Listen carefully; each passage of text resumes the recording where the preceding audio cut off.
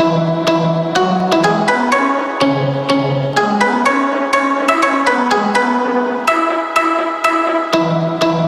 guys, it's Vicky here from Tinker Tales. Welcome to my countdown to Disney World! Yay! So today is Tuesday, the 21st of August. Can you believe the summer's already over? So if you can hear that noise, that is my cat on a scratching post. She's very unhelpful when it comes to filming vlogs.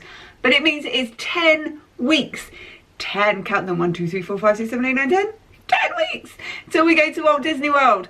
Oh my goodness, 70 days, 10 weeks. It is crazy how quickly this is coming round now. I'm so excited. So I wanted to kind of document our weeks leading up to Walt Disney World. And the way I'm going to do this is I'm going to be releasing some little kind of tidbits of information about what we're going to be doing while we're in Walt Disney World. Because I haven't really spoken too much about our plans for this time. I've given out some info, but not really spoken a lot about our trip as a whole and what our plans are and what we're going to be doing while we're out there. And I was going to sit down and just film one big vlog about it, and I realised that would probably last about 2 hours, and I don't think I'd watch a vlog that's 2 hours long, so I'm not going to ask anyone else to. So I'm going to do it in little kind of bite-sized portions of information about our Walt Disney World trip. So let's start at the very beginning. I'm going to talk about our travel day and our pre-travel day. Yes, we have a pre-travel day planned. I'm so excited for this. We fly out on the 30th of October, the day before Halloween, from London Gatwick, but we are driving to London Gatwick the day before. We're going to be going down on the 29th, and we are staying at the Block Hotel. Oh, I cannot wait. I've seen so many awesome vlogs of people staying at the Block Hotel. It seems to be like the go-to place for Disney YouTubers from the UK now. Everyone likes to stay at the Block Hotel, so I'm so excited for this. We've never stayed there before. We have stayed at other kind of like Gatwick area hotels before, but never at the Block. I cannot wait. It looks amazing. And then obviously on the 30th of October we get on that plane and we are flying off to the magic, to Walt Disney World, flying to Orlando International, and we are flying with British Airways on this occasion. Now, how can I put this? I'm anxious about flying with British Airways. We've flown with them long haul on one occasion before, and it was disastrous. It really was probably the worst flights I've ever had. Not probably, it was the worst flights I've ever had in my life. We are loyal Virgin Atlantic passengers. We love Virgin Atlantic. We've always flown to Florida with them. This is the first time we're trying another airline. And let me tell you the backstory to why I'm nervous about British Airways. Basically, the last time we flew long haul with BA was back in 2014. It was for our 5th wedding anniversary, and we were going to New York. So excited to be going. Always dreamed of going to New York, and we were doing it. It was happening. The flight over there was awful, and it was mostly down to the cabin crew. I mean, the plane, we were probably on one of the oldest planes in the fleet. It looked very grubby, very tired. It kind of looked like it was held together with duct tape. There were rips on the chairs. It was just, it looked awful. And then we sat down and we were in a bulkhead seat. So because I'm quite tall, I'm like 5'10", but that is mostly leg. Like, I have very, very long legs. So I apologise if you've ever had to sit in front of me in an economy seat, because I'm that annoying person who every time they move knocks the seat in front of them. I apologise on behalf of all long-legged people. We can't help it. It just happens. But because of that fact, we always try and go for extra legroom seats now, and or exit row seats preferably, just so I can stretch my legs and be comfortable. So we were in a bulkhead seat, and if you've ever been on a BA bulkhead seat, you'll know that the TV comes out from underneath your seat, and they're quite weighty. They're quite heavy, or they are on the old planes. They might have changed now, they might have got a new system, but on the older planes they're very heavy. So I went to pull mine up to have a look at what was going on the entertainment system, and you know, the safety demo was about to start, so I wanted to watch that.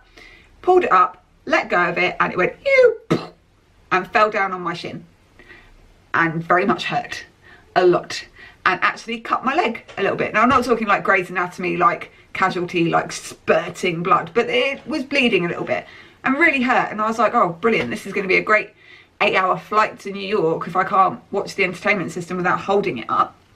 Next thing I know, this sour-faced cabin crew lady comes over and starts berating me that I need to bring my TV up and watch the safety demo. And I said to her, well, it's not staying up, I can't. She was like, well, you're just going to have to hold it. And I was like, well, okay, but what am I supposed to do for the rest of the flight? I can't hold it for 8 hours. And then she goes, well, it's a legal requirement for you to watch the safety demo. Is it?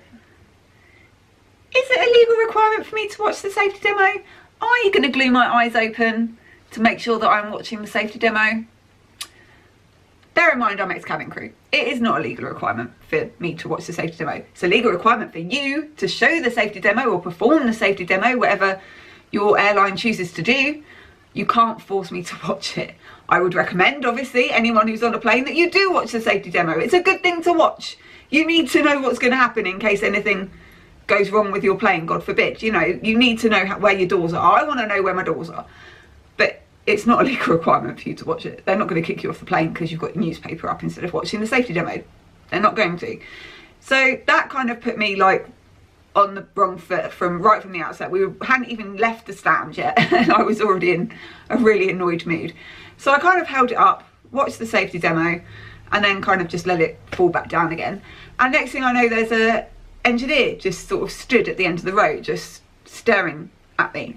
And I was like, guess you want me to move? Just, you know, use your words.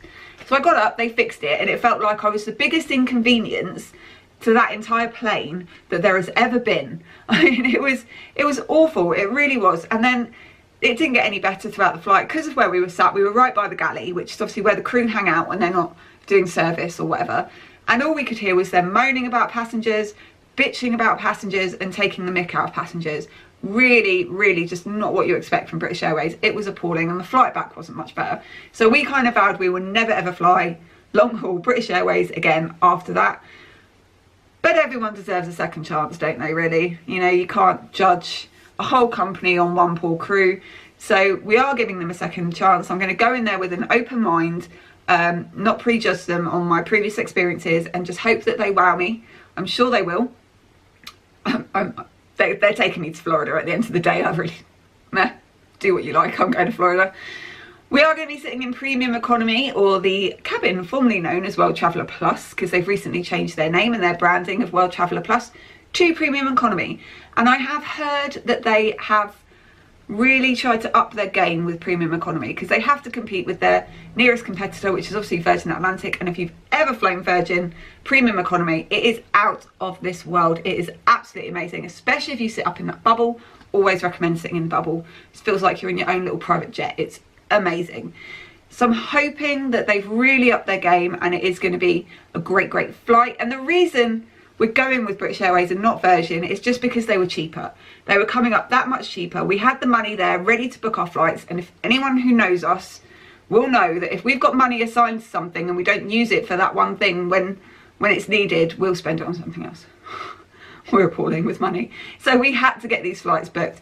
And Virgin, we were hoping to do a miles and money flight. They just weren't releasing them.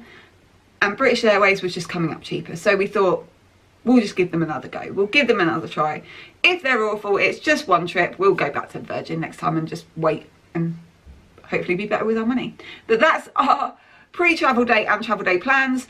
29th of October to Gatwick, and then 30th of October we are off to Walt Disney World. 10 weeks, people. 10 weeks. I am so freaking excited. I cannot wait. Oh, I just can't even control myself. Just talking about it, I'm like, woo! 10 weeks. So next week, on week number 9, I'll be giving you, my fingers don't work. I'll be giving you some more information about our plans. Maybe where we're staying, what we're doing, I don't know. But stay tuned for that. Please give this video a big thumbs up. Hit that like button down below.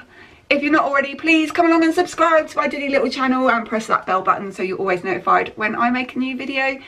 And whatever you're doing for the rest of the day, have a magical day. Oh yeah, follow us on Twitter @Tinker_Tales. Yeah.